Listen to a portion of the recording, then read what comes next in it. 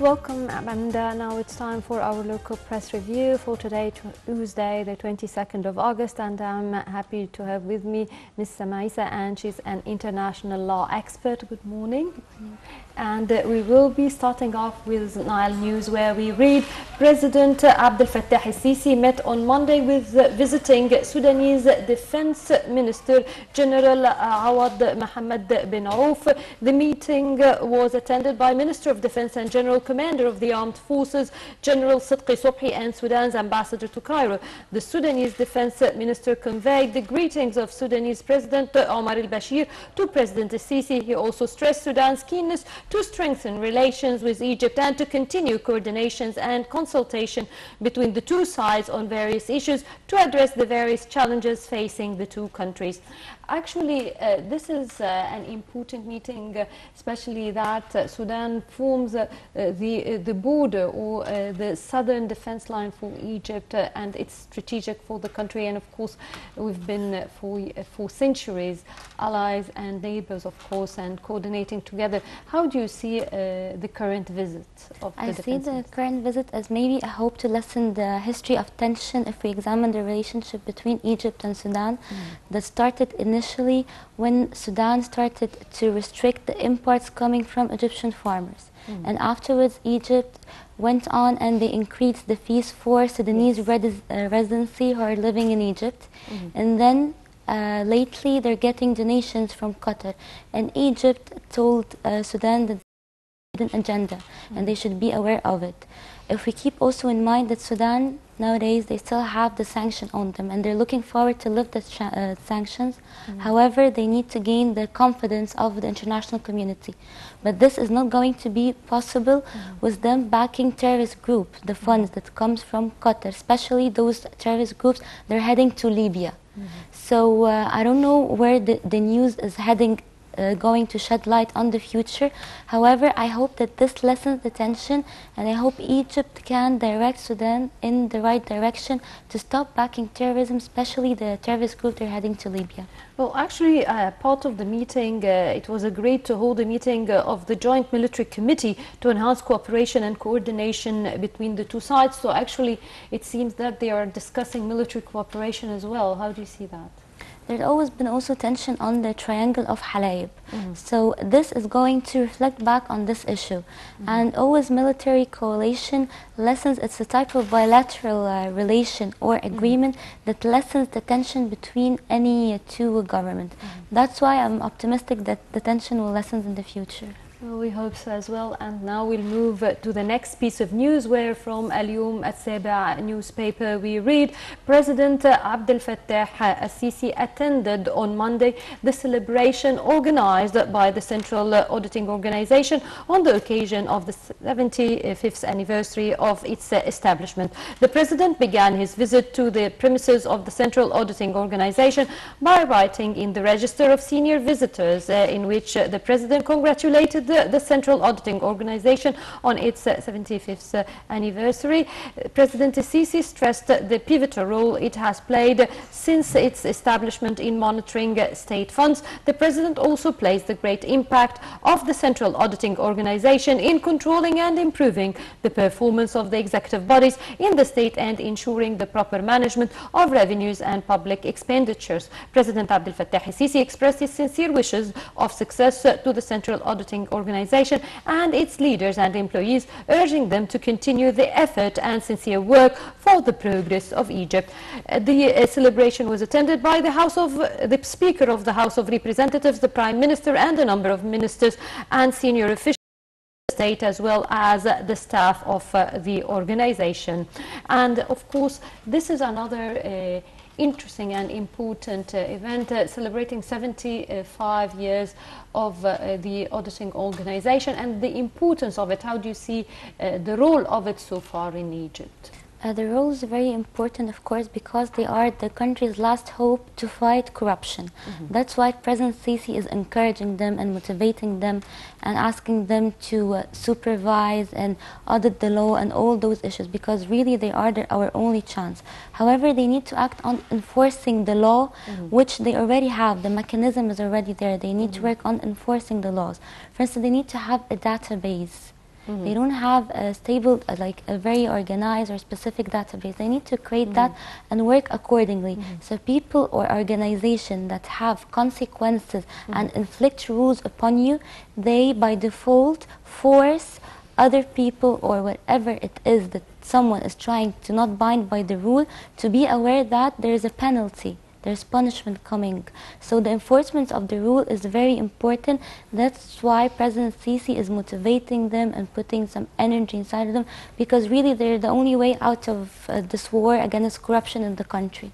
Well, actually, today we have a variety of interesting news. We've talked about the defense minister, the Sudanese defense minister visiting the celebration of the auditing authority, and now we will be moving to another important piece of news, which is from Al-Yom Al-Sabi' newspaper, where we read that Prime Minister Sharif Ismail met on Monday with the head of Council for Media Regulation, Makram Mohammed Ahmed, head of the National Authority for Media, Hussein Zain, head of the National Council for Journalism, Karam Gabr, and as well as Minister of Planning, Dr. Hala Eissa.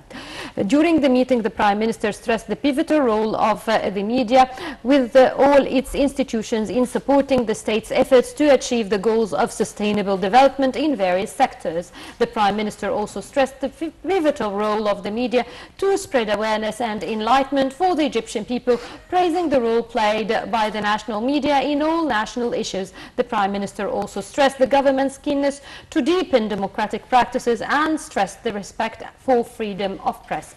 Actually, this is important. We've been always talking about the media, and especially the national media, and how to promote it and how to actually increase its effectiveness. So how do you see that piece of news?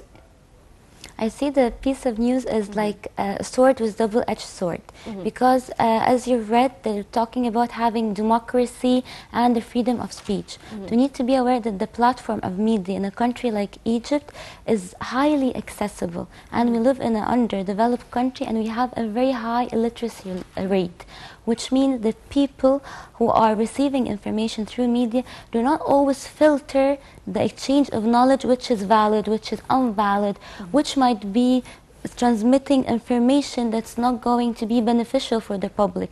That's why, of course, we're for democracy and freedom of speech, but the media need to have some supervision to filter what goes into this platform, because you're accessing people's homes and you're accessing their mind and what information you're trying to make them buy into. And as I said, like, the majority of the country are illiterate people. They don't know what to believe, what's right or what's wrong. They don't have this high awareness, and with all due respect, and narrow-minded because of the level of education is not up to that level yet to have the awareness which is valid and which is not. Therefore, it's the role of the media not to allow whatever it is that needs to speak to the public mind to be out there. A filter needs to be happen. Democracy, but filter the unnecessary information that will only corrupt the mind of people who are not well educated. Well, indeed, and also I think that also the method we project the news also, and verifying, because sometimes false news are spread just to gain more audience. So how do you see that as well? Of course, because we have in Egypt two double force. The problem is that with the media, it's all about extremists. You're either extremely pro the government and you do not criticize, because perfection is only, it's unattainable. Even if the government is doing their best, there are always setbacks, and there always need to be space for negotiation. So you cannot go for the extreme of supporting the government solely and perfecting it, and you cannot criticize and also underestimate the efforts that's being manifested. So we need to find a balance. Yes. And we will be moving to another piece of news, which is from Al-Yom Al-Sabi' newspaper, where we read Foreign Minister Sameh Shukri started a 3-day tour that takes him to Russia, Estonia and Lithuania. Shukri started the tour on Monday in Russia, where he held talks with his Russian counterpart Sergei Lavrov in Moscow. That was followed by a joint press conference. During the meeting, Shukri delivered the message from President Abdel Fattah al-Sisi to Russian President President Vladimir Putin to stress the distinguished relation between the two countries and the aspiration to continue to upgrade and develop these relations into wider horizons. Actually, this is another important piece of news, because not only because of military cooperation and political cooperation, but also we've been discussing also, and in this meeting it took place, that they discussed also the return of the Russian travelers and tourists back to the country, and these form a major bulk of our tourism sector. So how do you see the news, which is also, it's actually more than that, and I understand also you reviewed it before the segment as well. As you said exactly, the return of the tourists, the Russian tourists and the travel trips to Egypt is honestly frustrating. We've been reading about this news, and they're prolonging the process, and they're giving promises that's not fulfilled since the winter. And now it's the summer season, and the tourism and people are always on vacation. This is the season, and yet nothing happened. They keep prolonging and promising things that are not getting delivered. And if we examine the relation, the bilateral relation between Egypt and between Russia, we're very good term. We're supporting them in almost all aspects. For Libya, we're with them on the same side of restoring stability back to Libya. In Syria, we're also fighting on the same team and the same side. Even when it comes to Palestine and the solution between Palestine and Israel and the coexistence of the two states, we're also playing on the same team. Even with the Security Council, the resolution and the previous incident that happened. So, of course, Russia is a developed country and a hegemonic country, and Egypt needs it, but also we should not sell ourselves short. Egypt is Russia's right hand to be a key player within the Middle East. Therefore, Egypt needs to stress more and get solid answers. Why specifically the trips and the Russian travelers has not been allowed to return to Egypt? Bearing in mind that this is the peak, this is the season for the tourism, and the summer and the vacation are ending, and they literally ruined us for us. So there's a huge question mark, and I hope that the government will be able to stress to get more answers from Russia. Well, actually, they've come several times for inspections, and then they talk about returning tourism, but they don't. And I think that they are using it as a sort of political pressure on it, so that we see eye to eye the same things when it comes to their political agenda. I'm not sure if you agree or disagree with that. Exactly. I would love to pick up from the statement you just said, that they came and they examined and we fulfilled all their conditions for the security. So I don't see any reason for the delay anymore. Yes, indeed. And we will be moving to Al-Wafd newspaper, where we read Minister of Investment and International Cooperation, Dr. Sahar Nasr, met with the World Bank mission headed by Eissa Khan, a project manager at the bank. The meeting discussed the procedures to sign the $1 billion third financial tranche of the $3 billion funding from the bank to support Egypt's economic and social program. Egypt has already got the first and second tranches of the funding. Dr. Sahar Nasr pointed out that the ministry is working on pumping new investments with the participation of the private sector in light of the incentives included in the new investment law for investing in the most needy areas. Now, this is another important step for the introduction and promotion of investments in Egypt, and of course in the economic reform. How do you read it? First of all, congratulations for the new investment law being active, and we can finally benefit of it. We took a long term to reach this point. And for the World Bank, actually, whenever the World Bank comes into the scene, I get a heavy heart.